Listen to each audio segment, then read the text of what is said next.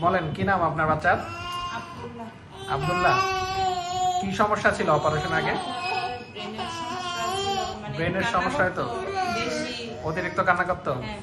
খেলাধুলা করতো না? না, খেলাধুলা করতো না। আর মাথা? মানে উপরের দিক তাকাইতে পারতো না। চোখ নিচের দিকে ঢুকে গেছিল? চোখের দিক। আর মাথা বড় হয়ে যাচ্ছিল আস্তে হ্যাঁ, আস্তে? দিন দিন মাথা বড় হয়ে যাচ্ছে। দিন দিন মাথা বড় হয়ে যাচ্ছিল। হ্যাঁ, আর বমি করতো? হ্যাঁ, কিছু। কিছু খাইলেই বমি করে ফেলতো? হ্যাঁ, কান্না করতো বেশি।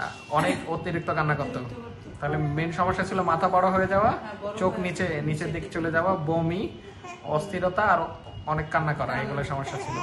পরে পরীক্ষা নিরীক্ষা করে কি জানা গেল? যে মাথার ব্রেনের মধ্যে পানি ছিল। পানি ছিল।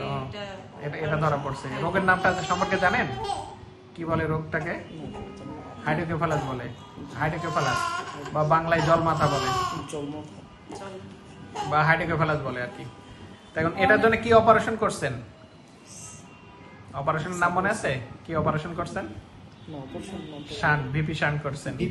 ভিপি শান্ট করছেন। অপারেশন করার পর যে লক্ষণগুলোর কথা বললেন সেগুলো আছে? না, এখন নাই। সব দিক দিয়ে ভালো আছে। ও, এখন সে এই যে খেলাধুলা করতেছে, হাসাহাসি করে, চোখটাও স্বাভাবিক, দেখে তো স্বাভাবিক বাচ্চার মতো মনে হয়, মাথাও বসে আছে। হ্যাঁ, আলহামদুলিল্লাহ। কতদিন পরে আসলেন অপারেশনের? 1 মাস। এর মধ্যে কোনো সমস্যা হয় নাই তো? শান্টের কোনো ডিস্টার্ব দিয়ে নাই, কোনো কিছুতে সমস্যা নেই, ভালো আছে আল্লাহর মতে? হ্যাঁ। যাক, ভালো থাকুক আপনার বাচ্চা।